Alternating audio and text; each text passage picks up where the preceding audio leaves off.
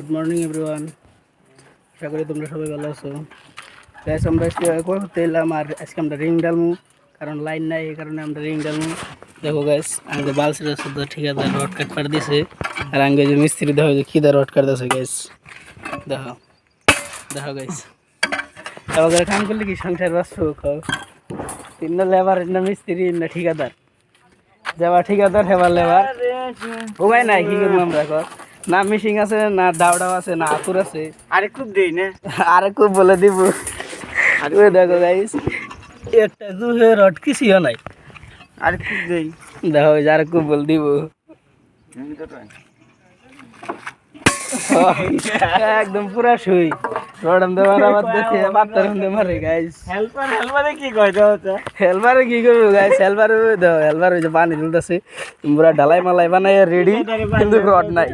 তখন তো ঠিকাদারে ব্যাকটেরিয়া মারি দিব, কারণ এই দেখো গাইস, রিং এর ফরম্যাট ফিট হয়ে গেছে গা, কিন্তু কিম্বুরা রড কাটা নাই। রড ফরম্যাট ঢালি কি ভাই ব্যাগুরা লাগছে, তাও ভাঙে না।